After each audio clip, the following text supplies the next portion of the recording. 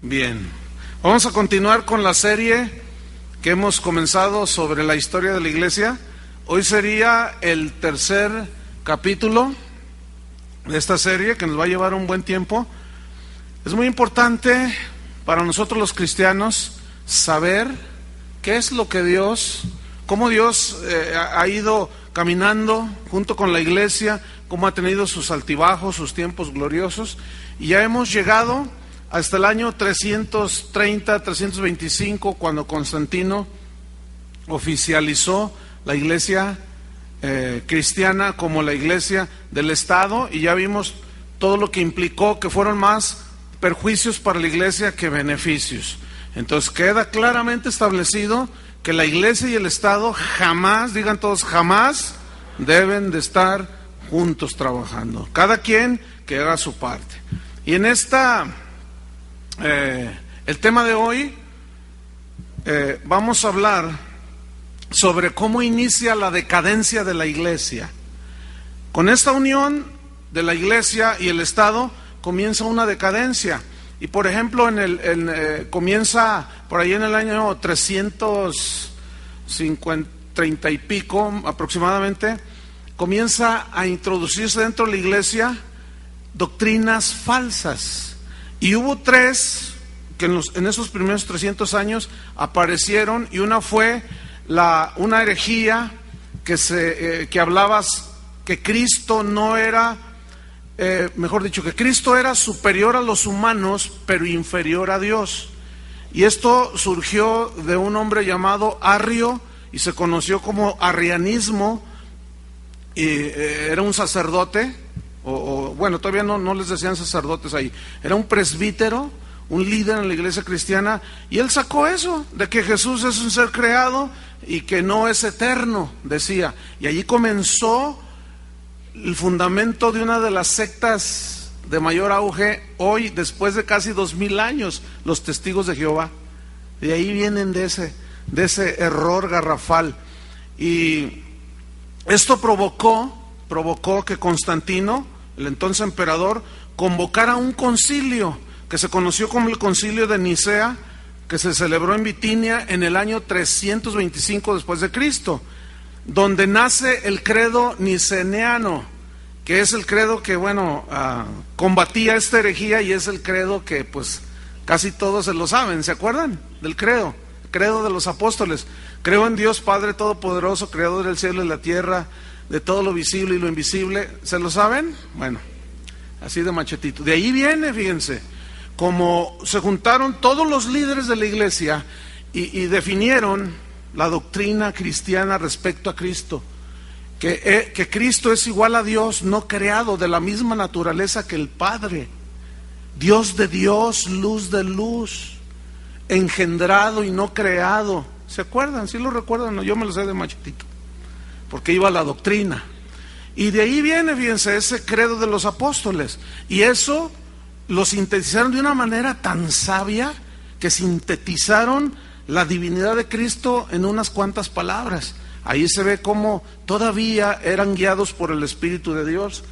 Pero un hijo de Constantino, cuando sube al trono, él quedó como el emperador. Allí se descubrió que él abrazaba el arrianismo, el hijo de Constantino, y se desencadena una persecución contra los cristianos que rechazaban esta herejía. Ahora era la iglesia contra la iglesia. Fíjense cómo se empezó a deteriorar todo. Ahora ya la iglesia, los cristianos persiguiendo a los cristianos, hágame usted favor. Y así es, desgraciadamente, hasta el día de hoy ha prevalecido ese espíritu de perseguir, de atacar. Cuando una herejía surge y se debate esa herejía, empieza una persecución y calumnias y cuanta cosa.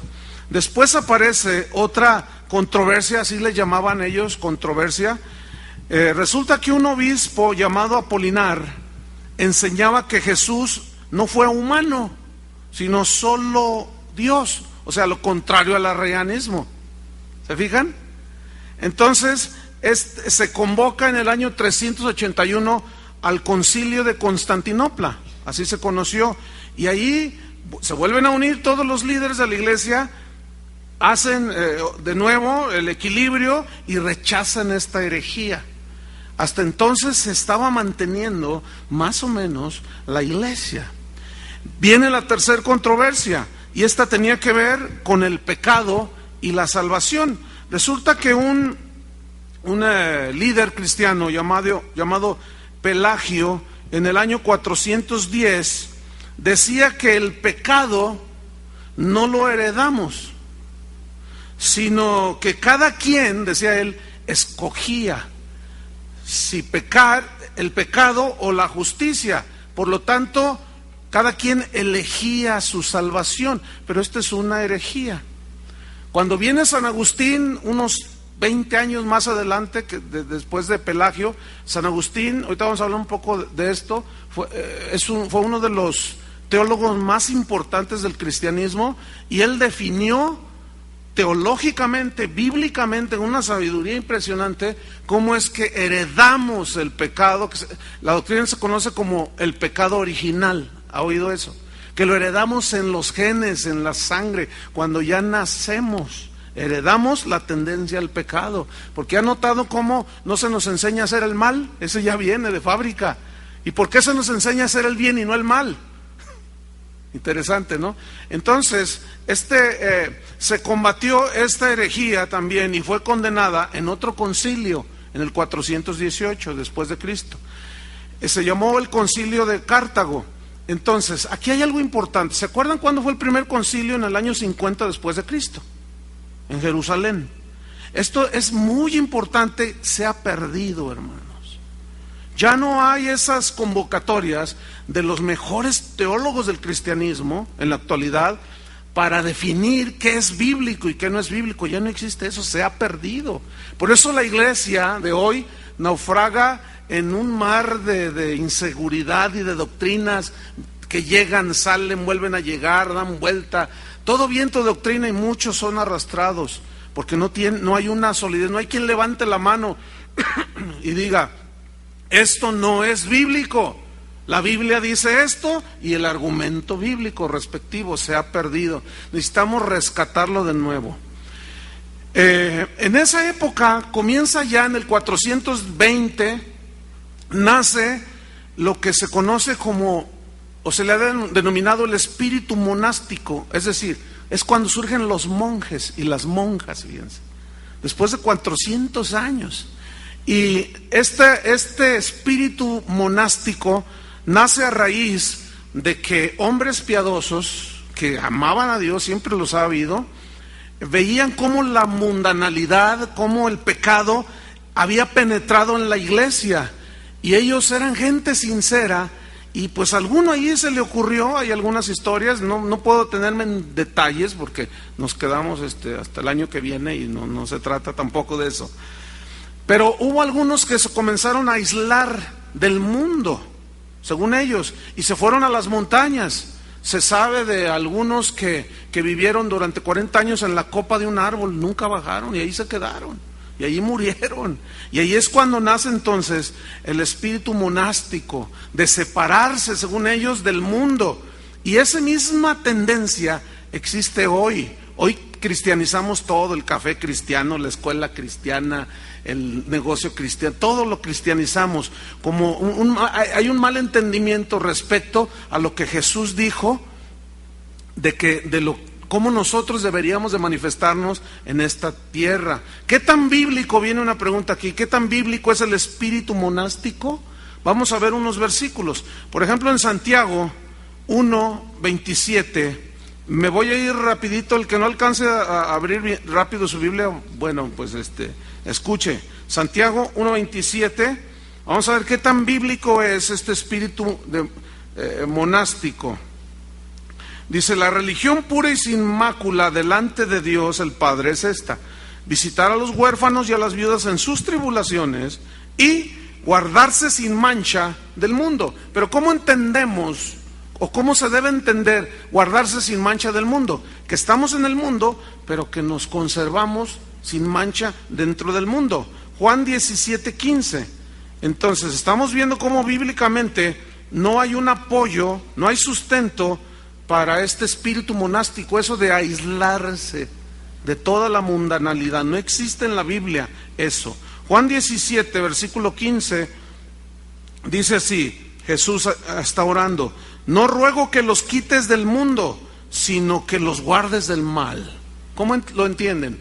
Está orando Cristo: no ruego que los quites del mundo, sino que en medio del mundo los guardes del mal. Primera de Corintios 5, versículo 9 y 10. Primera de Corintios 5, 9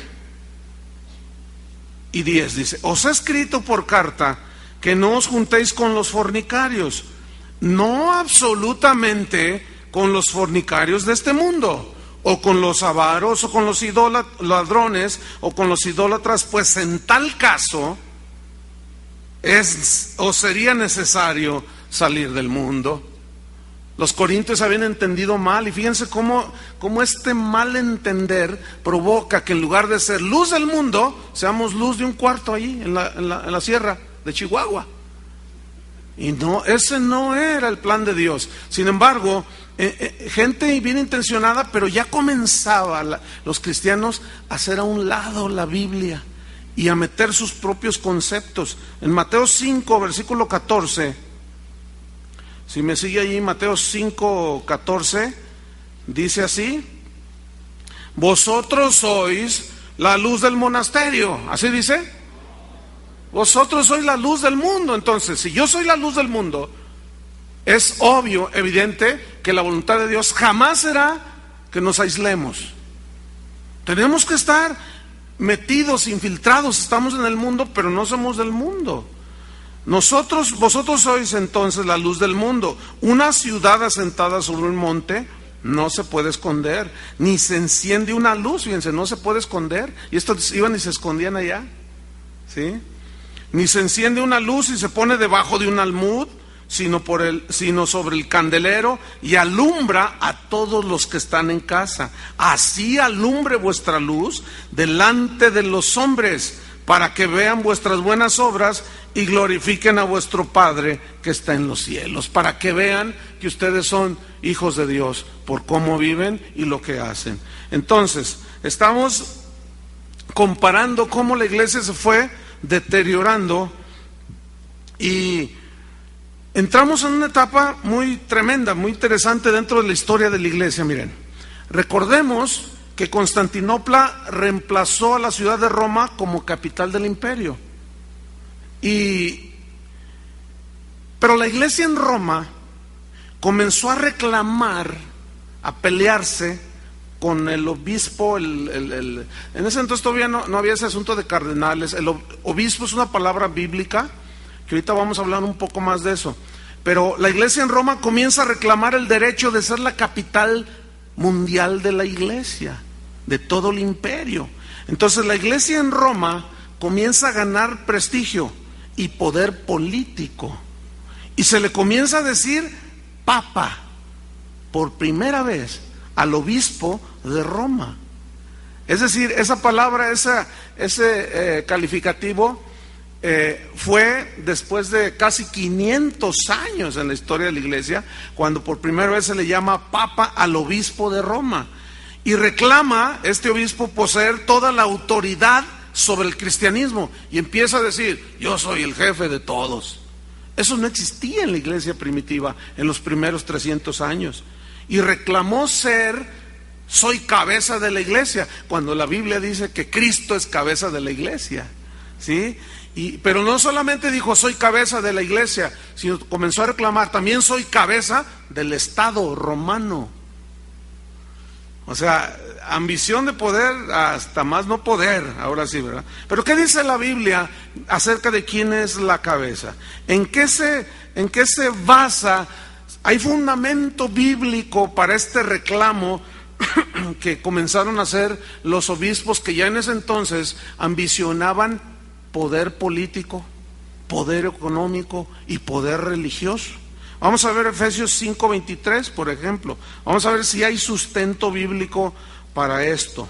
Efesios 5, versículo 23, dice así: porque el marido es cabeza de la mujer, así como Cristo es cabeza de la iglesia, la cual es su cuerpo y Él es su Salvador. ¿Quién es cabeza de la iglesia? Cristo.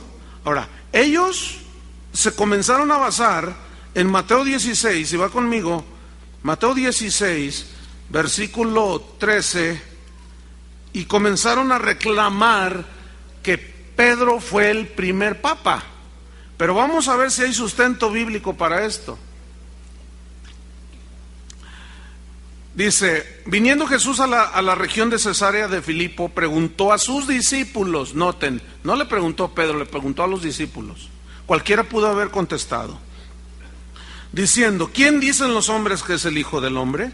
Ellos dijeron, unos Juan el Bautista, otros Elías y otros Jeremías, o algunos de los profetas. Y Él les dijo, ¿y vosotros? Noten cómo les pregunta a todos, ¿y vosotros quién decís que soy yo? Y respondiendo Simón Pedro, dijo, tú eres el Cristo, el Hijo del Dios viviente. Entonces le respondió Jesús, bienaventurado eres Simón, hijo de Jonás, porque no te lo reveló carne ni sangre, sino mi Padre que está en los cielos. Yo también te digo que tú eres Pedro, y sobre esta roca edificaré mi iglesia, y las puertas del Hades no prevalecerán contra la iglesia. Y a ti te daré las llaves del reino de los cielos, y todo lo que atares en la tierra será atado en los cielos, y todo lo que se atares en la tierra será desatado en los cielos. Entonces, de aquí ellos tomaron estos textos, y como en ese entonces ya comenzaba a dejarse a un lado las escrituras, ellos sacaron del contexto estas escrituras y las aplicaron. Efectivamente, si nosotros las sacamos del contexto, dicen lo que uno quiere. Y ese es un principio hermenéutico de correcta interpretación, no sacar del contexto, sino leer todo el panorama, todo el panorama de la Biblia para tener precisamente un panorama más amplio. Vamos a ver si Pedro entendió lo que estas personas comenzaron a reclamar. Vamos a Gálatas capítulo 2. En la misma Biblia se defiende a sí misma solita. No hay necesario de que se defienda nada. Vamos a ver si Pedro entendió lo que estos reclamaban. Gálatas 2, versículo 7. Dice, antes por el contrario, como vieron que me había sido encomendado el evangelio de la incircuncisión, o sea, evangelizar a los gentiles, está hablando Pablo, como a Pedro el de la circuncisión, es decir, a los judíos, pues el que actuó en Pedro para el apostolado de la circuncisión, actuó también en mí para con los gentiles. Escuchen el 9. Y reconociendo la gracia que me había sido dada, dijo Pablo, escuchen, Jacobo, Cefas es Pedro, nada más que Cefas es en arameo, Cefas y Juan, que eran considerados, ¿qué? Como columnas. ¿Qué es una columna? La que sostiene el edificio, pero nunca una columna es fundamento. ¿Estamos? El fundamento, dijo Pablo, es Jesucristo. Ahora vamos a ver qué dijo Pedro mismo a ese respecto. En ese entonces él nunca reclamó lo que posteriormente estas personas comenzaron a reclamar. Vamos a Primera de Pedro, capítulo 2, en el versículo número 4. Vamos a ver si Pedro entendió lo que estos reclamaban. Primera de Pedro 2, 4. Acercándoos a él, piedra viva. Aquí es una epístola de Pedro. Desechada ciertamente por los hombres, mas para Dios escogida y preciosa. Vosotros también como piedras vivas, sed edificados como casa espiritual y sacerdocio santo para ofrecer sacrificios espirituales aceptables a Dios por medio de Jesucristo. Por lo cual también contiene la Escritura. He aquí pongo en Sión la principal piedra del ángulo, escogida, preciosa, y el que creyere en él no será avergonzado. Para vosotros pues los que creéis, él es precioso.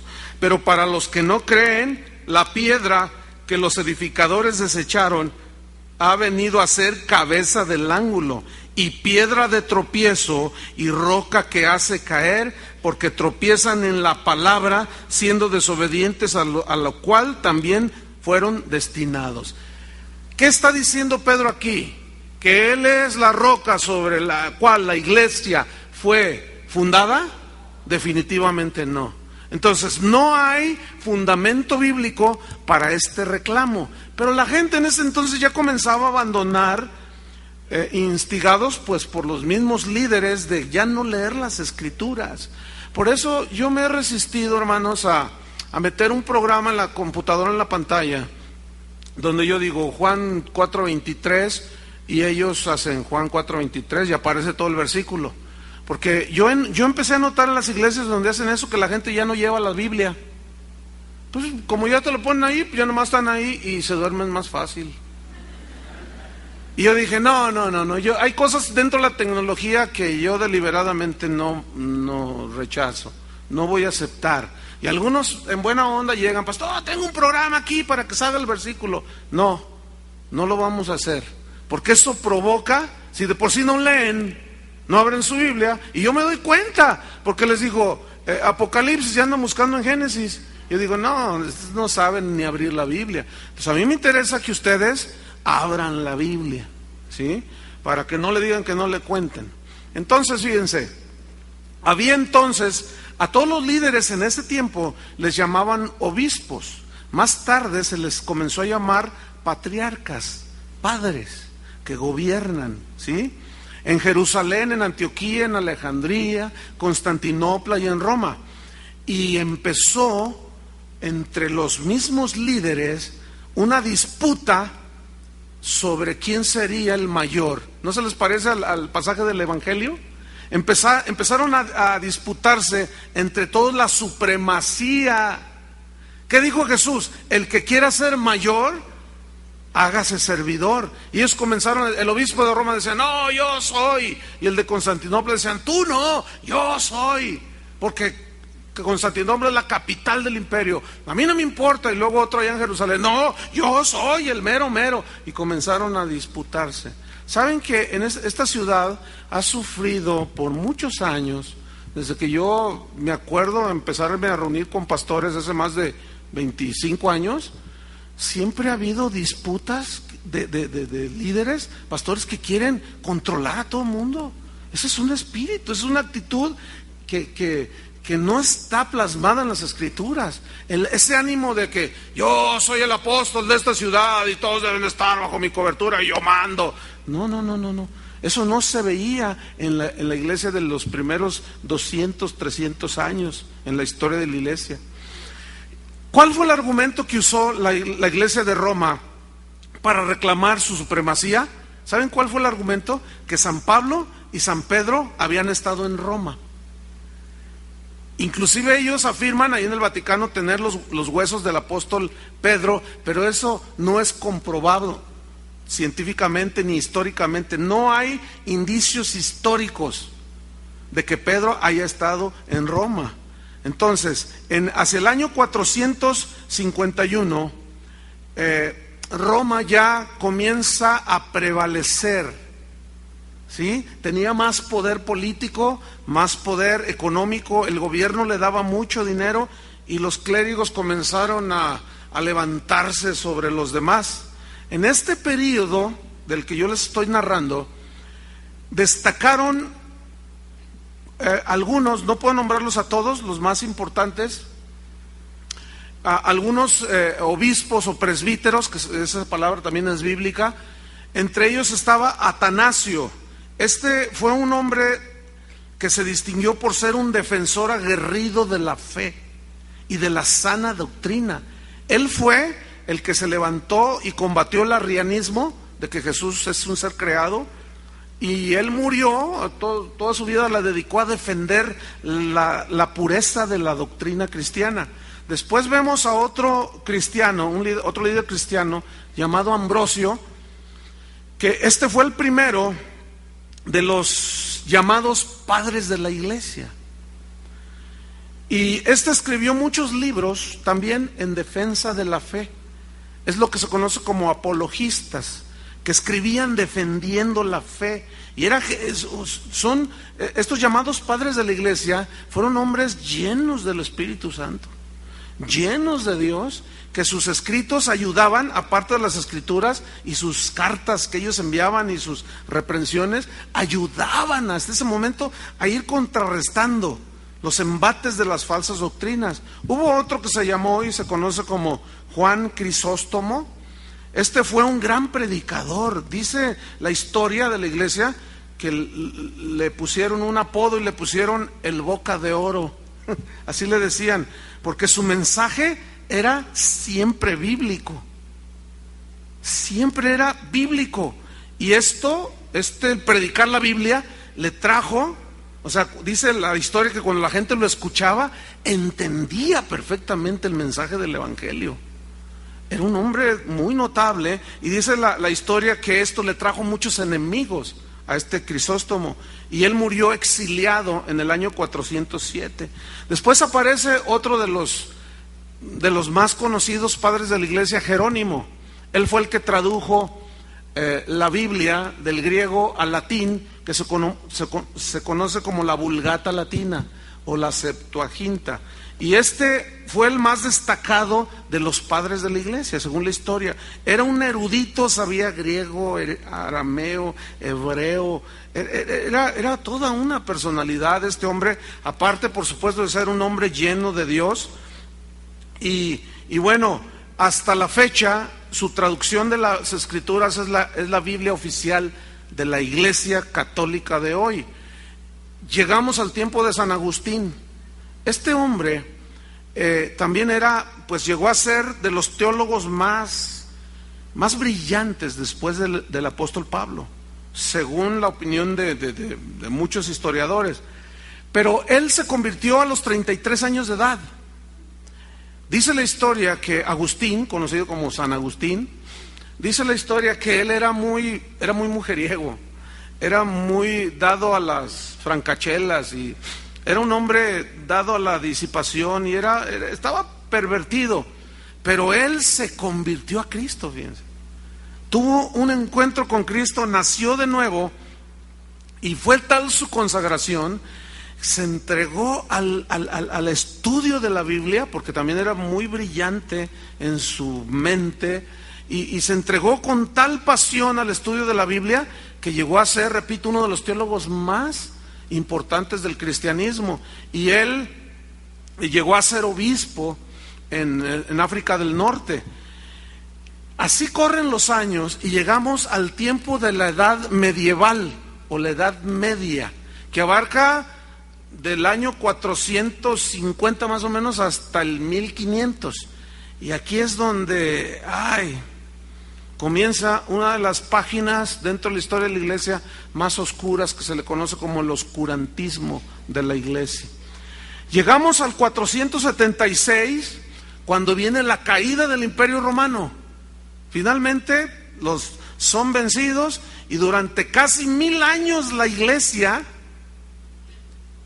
y el poder papal, mejor dicho, el poder del Papa comienza a crecer de una manera notable. Y es en esa época cuando el poder papal llega a todo su esplendor y comienza a dominar a las conciencias de todos los seres humanos de ese tiempo, que estaban bajo el Imperio Romano.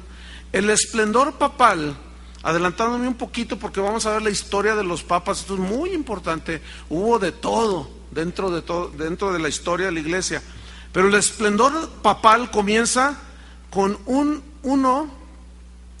papa que se llamó, ellos adoptaban nombres, casi nadie, por ejemplo, Benedicto XVI no se llama así, todos adoptan un nombre distinto al que ellos tienen.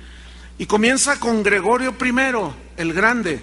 Este llevó al cristianismo a Inglaterra, ¿sí? O sea, Inglaterra en ese entonces era pues bárbaro, llega el cristianismo ahí, pero se pelea con el obispo de Constantinopla, porque quería él ser el mero mero, y el otro no se dejaba. Y Gregorio I fue el que desarrolló 3 de las principales doctrinas del catolicismo actual, como es, número 1, la adoración a las imágenes, número 2, el purgatorio, y número 3, la transubstanciación, que consiste en dentro de la misa, cuando el sacerdote toma el pan y la hostia y la copa, ellos hacen una consagración, hacen un sacrificio otra vez de Cristo, porque la misa es un sacrificio, y ellos dicen que se convierte en el cuerpo y la sangre del Señor literal. Esa doctrina surgió con el Papa Gregorio I. Posteriormente vamos a hacer un desglose más amplio para que ustedes vayan entendiendo. Vamos a entender muchísimas cosas. A veces la información, no sé, yo no estoy muy acostumbrado a dar tanta información, pero creo que es importante. Entonces, para sustentar la sucesión papal, resulta que la Iglesia romana hizo circular un documento, pero era un documento falso, que se llamaba Donación de Constantino. Es decir, un supuesto escrito que dejó Constantino, que según inventaron por ahí, se lo entregó al obispo de Roma, que en ese entonces era Silvestre I, y hablaba sobre la autoridad suprema, sobre el imperio, incluyendo a los emperadores, de que en ese escrito se establecía de que el Papa romano era el jefe de todo. Pero bueno, circuló posteriormente otro documento que también resultó falso, donde supuestamente los apóstoles, desde la época de los apóstoles, la iglesia fue gobernada por papas, y que las leyes terrenales no eran para la iglesia. O sea, la iglesia, los papas no estaban sometidos a las leyes terrenales, en otro supuesto documento allí. Pero nadie de los que en ese entonces se expusieron a lo que decían los papas, decían, no, pues aquí Constantino dejó este documento donde dice que yo soy el mero mero. Entonces la gente, como ya les habían quitado la Biblia, decían, bueno, pues ha de ser eso, ha de ser la verdad. Nadie dudó de estos documentos hasta el siglo XII, cuando comienza a verse los inicios de la llamada reforma de la iglesia, cuando comenzaron dentro de la misma iglesia católica hombres que amaban a Dios, que decían, a ver, ¿dónde está la copia de ese documento? No existía, era un invento. Entonces comenzaron guerras de disputas dentro de la misma iglesia, que hasta entonces todavía no se llamaba católica. Eso llegó casi al año 800 después de Cristo, cuando se llamó Iglesia Católica, Apostólica y Romana. Pero hasta entonces eran cristianos, era la iglesia cristiana y no había más. Entonces, estamos llegando hasta este periodo donde hubo papas buenos, muy buenos, otros malos y otros peores. Pero entre todos se distingue uno que fue un buen papa, que se llamó Gregorio VII. Toda esa información que yo voy a dar está al alcance de cualquier persona que consulte los libros de historia universal. Ahí están. De ahí yo tomé mucha información. No es algo que yo estoy inventando, porque luego puede haber gente que dice, no, está inventando. No estoy inventando. Métase al internet, busque enciclopedias y ahí va a estar, y usted va a corroborar con la grabación de lo que yo estoy diciendo. Usted póngalo y verá que todo concuerda perfectamente. Yo tengo muchas fuentes de información. Entonces, de ahí tomé esto, y la historia distingue a Gregorio VII como uno de los mejores papas que han existido. Por ejemplo, él combatió la simonía. ¿Qué era la simonía? Era el tráfico de las bendiciones de Dios, pagar por las bendiciones de Dios. Y él decía, no. Y él contrarrestó de todo eso. Decía, no. Con las cosas de Dios, con los dones de Dios, con las cosas, no vamos a hacer negocio. Y él combatió todo eso. Otra de las cosas que combatió fue que los papas fueran electos o designados por los reyes o por los emperadores en turno. Que a veces el mismo emperador o los reyes decían, tú vas a ser el papa. Pues, ¿cómo? O sea, el que le caía mejor, el que estaba mejor en contubernio, y él dijo, no, el que ha de ser cabeza de la iglesia, así decían ellos, debe ser un hombre puesto por Dios, decía él. Pero bueno, tenía con unos conflictos impresionantes que después vamos a desarrollar.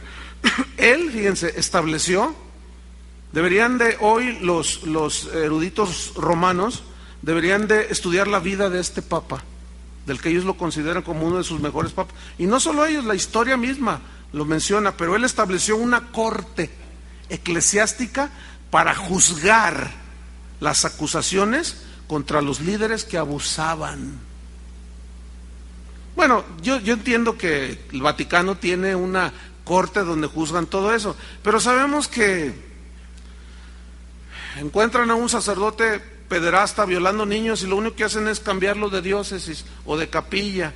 Entonces ahorita está súper corrompido, pero bueno, sigamos estudiando un poco la iglesia, hay tanto que decir, que Dios nos dé entendimiento. Entonces miren, hubo un rey llamado Enrique IV, se ofendió por lo que este papa comenzaba a hacer, empezaba a tapar hoyos en los cuales la iglesia empezaba a meterse, y se ofendió tanto, y se juntó, dice la historia, con varios obispos y quitaron a Gregorio VII y lo exiliaron, lo echaron, y murió en el exilio. Pero él dejó un escrito, Gregorio VII, que él dijo al final de sus días: he amado la justicia, he aborrecido la iniquidad, y por esa razón muero en el exilio, por amor a Cristo.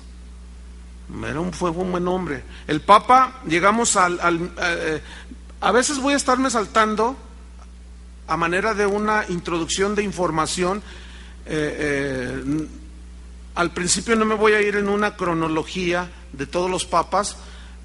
Por ahora voy a mencionar, en el año 1198 vino un papa conocido como, se llamó Inocencio III, que de Inocencio no tenía nada. Él dijo, el día de su coronación como papa, él dijo: el sucesor de San Pedro ocupa una posición intermedia entre Dios y los hombres. Dios, el papa y los hombres. El papa, dijo él, el día de su toma, es inferior a Dios, pero superior a los hombres. Dice, el Papa es juez de todos, pero nadie debe juzgarlo a él.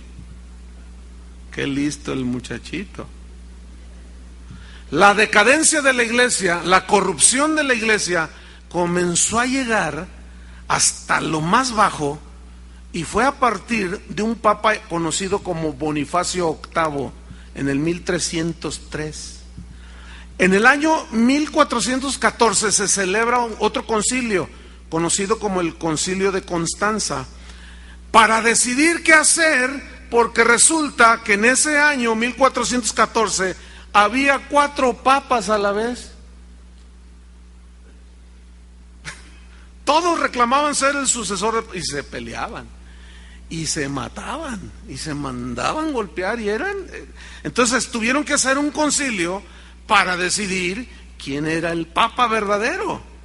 Y el papa Alejandro III excomulgó a un cristiano que se notaba por su piedad hacia Dios y se llamaba Pedro Waldo. Pedro Waldo era ya entonces les comenzaban a llamar sacerdotes, era un clérigo, un sacerdote que era poderoso en las escrituras, porque comenzó un fenómeno dentro de la iglesia. Solo los sacerdotes, los clérigos, tenían acceso a las escrituras. El pueblo, el vulgo, no. Y este hombre, Waldo, comenzó él a predicar la palabra de Dios, y él fue excomulgado por el Papa Alejandro III porque en sus mensajes, en sus homilías, que ellos les llaman, decía que no había sustento en la Biblia para lo que estaban haciendo con la Iglesia de Cristo. Y a sus seguidores de Waldo se les llamó valdenses.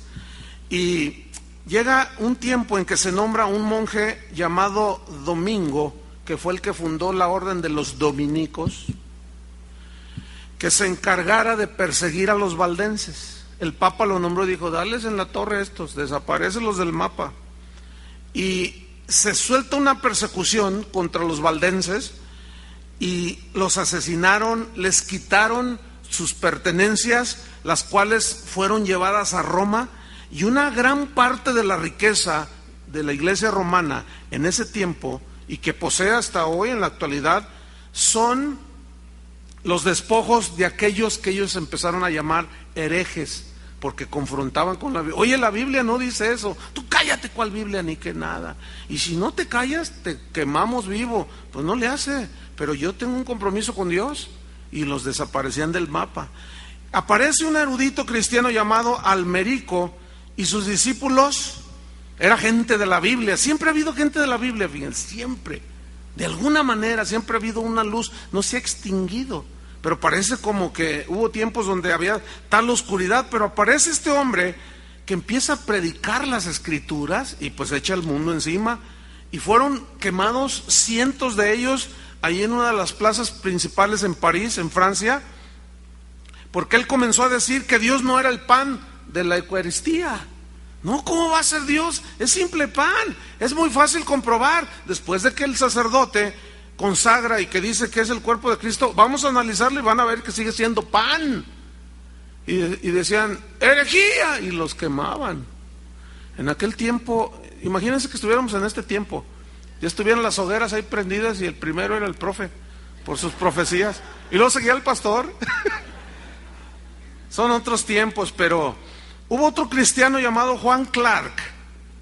Este puso un cartel en una iglesia en Francia que decía, y allí ya comenzaba a haber un espíritu de confrontar la mentira espiritual. Y este fue el primer cristiano católico en ese tiempo, que en una iglesia puso un cartel que decía, el Papa es el anticristo. Entonces lo agarraron y le dijeron, oye, ¿qué no sabes que él es superior a nosotros y él es el representante de Cristo en la tierra? Si fuera el representante de Cristo en la tierra, no haría lo que haría. Tiene amantes, es hasta homosexual, y se iban a las pruebas y no, pues los callaban. Por eso hubo una matazón impresionante tratando de matar a los que comenzaban a hablar la verdad. Es en esa época cuando aparece en la historia, en esa época del medieval, pero en el año 570 aparece un hombre llamado Mahoma. ¿Han oído de Mahoma?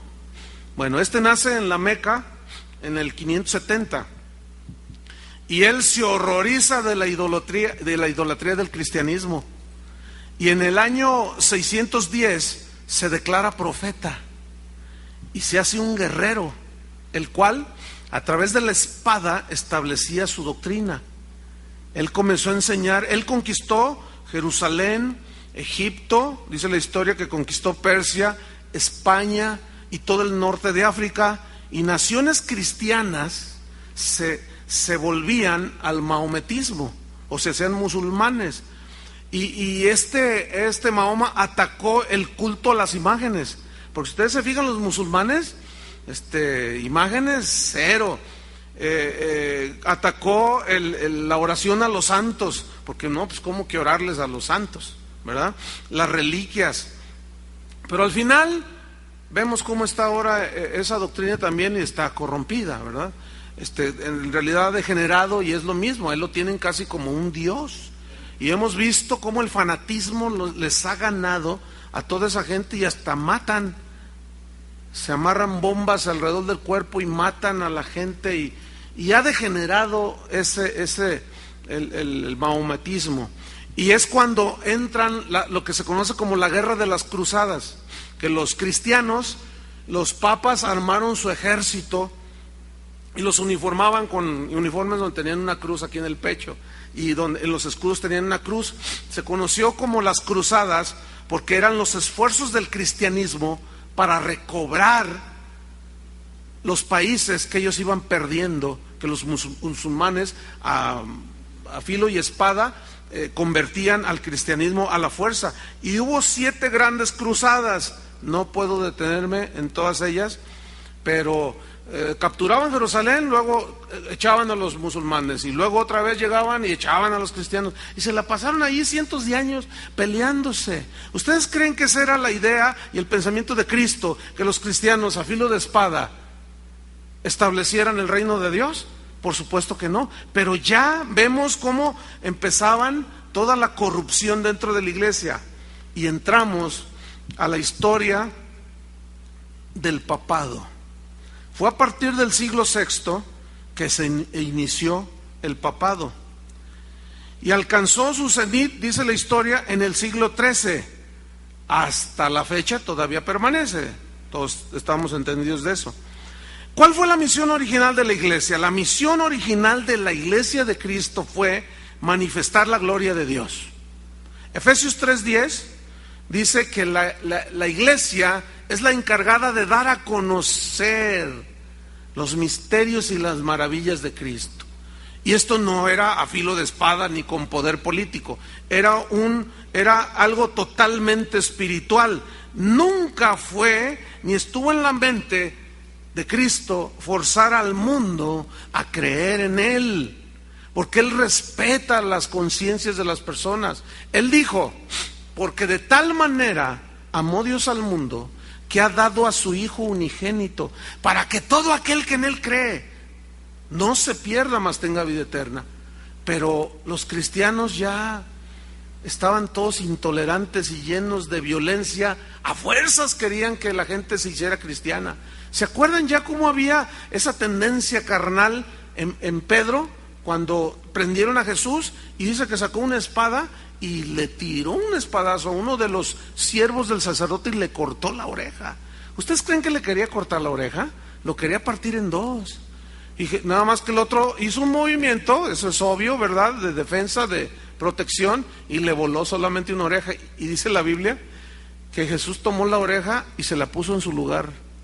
En la película de la Pasión, ahí viene esa escena, ¿se acuerdan? Y el soldado se queda así todo sangrado y Jesús toma la oreja y se la pone así y le voltea con Pedro y le dice: no es con espada, Pedro, guárdala, no has entendido, no es con violencia. Este es un principio que se ha perdido en el entendimiento de los cristianos. Los cristianos de hoy necesitamos recuperar eso, de que no es a fuerza, no es por presión. No presiones a tu marido, no presiones a tu esposa que no es cristiana, a tus hijos, no, háblales de Cristo y deja que ellos decidan.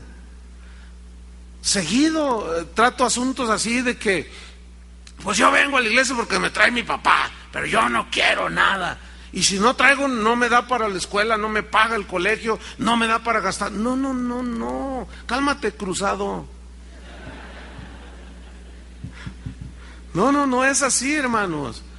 Para que todo aquel que en Él crea no se pierda. No podemos violar las conciencias de las personas.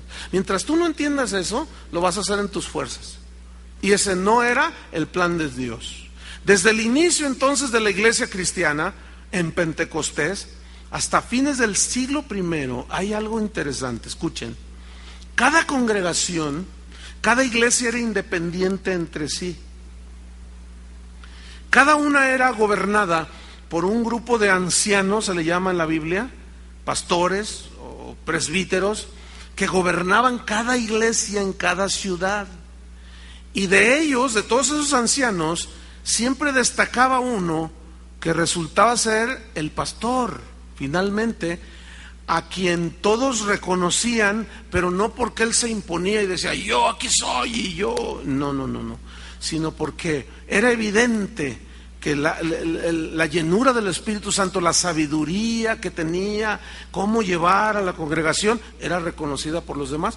Y esto se ve claramente en la Biblia, en Apocalipsis capítulo 2 y capítulo 3. El mensaje a las 7 iglesias, se fijan cómo era escribe al ángel de la iglesia que está en Éfeso, en Pérgamo, en Esmirna, en Filadelfia. Y el ángel de la iglesia era el pastor. Habla del pastor, se refiere al pastor de la iglesia. Entonces vemos que era un conjunto liderados finalmente por un hombre que Dios hacía destacar, por lo que ya mencioné, Y era como las iglesias se gobernaban. Y el gobierno que existe ahora actualmente en la iglesia romana y algunas congregaciones cristianas donde yo, por ejemplo, soy el pastor en esta congregación y no podría enseñarles lo que el Espíritu Santo me dirigiera a mí, sino lo que me dicen de Roma que yo les diga. Es así como el día de hoy muchas denominaciones cristianas, con ese asunto de la cobertura y todo, es un apóstol el que los sujeta y el que les dice que hagan. Miren, nosotros hemos levantado muchas iglesias, aún en Estados Unidos, hay un par de ellas, y ustedes pueden preguntarles a los pastores, y a los pastores de las iglesias aquí en Guadalajara, en Zamora, en algunas ciudades que tenemos casas de oración, ustedes pueden ir con libertad y preguntarles, oye, ¿a ti te dicen lo que tienes que hacer desde Guadalajara? Y así, mira, sin dudarlo, te van a decir, no, estamos en una comunión y reconocemos la autoridad sobre nosotros, pero ellos no nos dicen a nosotros qué hagamos el domingo que viene. Jamás yo osaría hacer una cosa así. Pero ¿saben por qué? Porque esto es lo que entiendo en la Biblia. Porque el Espíritu Santo es suficiente para guiar a cada pastor, ¿no creen? Así como cada padre de familia en su relación con Dios, Dios es suficiente para guiar a cada padre de familia. Igual son las iglesias. Pero nosotros también estamos bajo cobertura, fíjense. Y nosotros no somos manipulados, ni gobernados, ni nos dicen qué hagamos por los que estamos nosotros bajo su cobertura. No es así, nos dan plena libertad, porque ese es el patrón de la Biblia. Entonces, más tarde, para ir corriendo así rápido, se le llamó obispo al responsable de la iglesia. Entonces ya era el obispo. Y a los demás se les llamó presbíteros, aunque es una palabra que está ahí en la Biblia. Pero poco a poco, escuchen bien, poco a poco el obispo comenzó a abarcar su autoridad, su poder religioso sobre otras ciudades. Repito, esto no se ve en el Nuevo Testamento. Es entonces como los obispos empiezan, hombres ávidos de poder y de que la gente los reconociera, comienzan a manipular las iglesias y se usa la palabra padre ya de una manera oficial para solamente los obispos. Padre, el padre decían. Pero en el año 499 después de Cristo, este título se le dio solo al obispo de Roma. Y posteriormente se le añadió Padre Universal. Es decir, obispo de toda la iglesia. ¿Sí? Hoy se está usando mucho en lo que es la iglesia cristiana evangélica el apóstol. Y comienza otro deterioro dentro. Hoy cualquier chiquillo es apóstol. Hoy cualquier ignorante es apóstol. Basta con que llegue un palero y le diga: el Señor me dice que tú eres apóstol, y ya el otro se la cree. No tiene señales de su apostolado, tiene 20 ovejas ahí que difícilmente las puede llevar en el camino de Dios, y empiezan a inventar doctrinas que es una tristeza, pero ya son apóstoles. Siempre ese espíritu, hermano, siempre ha prevalecido, no se ha ido de la iglesia. ¿Saben por qué? Porque es algo de la carne. En la lista, entonces, en la lista católica de papas, se incluye a los obispos. Dijeron, no, pues a ver, entonces ¿quién fue el primer papa? Y empezaron a inventar. Porque hasta el año 300 no se conocía nada de eso, de que el primer papa. Entonces, no. Fue durante los primeros 500 años, hasta donde estamos llegando al año 499, cuando ya se les llamó papas. Y bueno, ¿qué con Pedro? ¿Qué reclamaba Pedro ese título de papa? Por supuesto que no. Jamás él aceptaría ese título. Déjenme leerles un versículo. En 1 de Pedro 5, versículo 1, 1 de Pedro 5:1 dice: ruego a los ancianos, noten esta palabra, ancianos, ¿ven? Ahí están. ruego a los ancianos que están entre vosotros, yo ancianos también con ellos, y testigos de los padecimientos de Cristo, que soy también participante de la gloria que será revelada. Les dice una instrucción apostólica: apacentad la grey de Dios. Fíjense, que está entre vosotros. ¿Cómo? Cuidando de ella, no por fuerza, sino voluntariamente, no por ganancia deshonesta, sino con ánimo pronto, no como teniendo señorío sobre los que están a vuestro cuidado, sino siendo ejemplos de la grey. Y cuando aparezca el príncipe de los pastores, vosotros recibiréis la corona incorruptible de gloria. Nada que ver, ¿verdad?, con lo que esta gente comenzó a reclamar. Yo creo aquí nos vamos a quedar, porque el próximo jueves vamos a comenzar a ver la historia ya de los papas, que algunos se van a sorprender de lo que sucedió, otros no sé, tal vez todavía no muy bien convencidos del cristianismo bíblico, van a decir, ay no, y algunos se van a enardecer de lo que vamos a escuchar, otros se van a enojar, pero es la historia, hermanos, y la historia no podemos cambiarla, ya está escrita ahí. Aquí nos vamos a quedar para el próximo jueves, no se lo pierda, ¿sí? Usted ganará 20 indulgencias gratuitas. Bueno, vamos a orar. Señor, te damos gracias. Gracias porque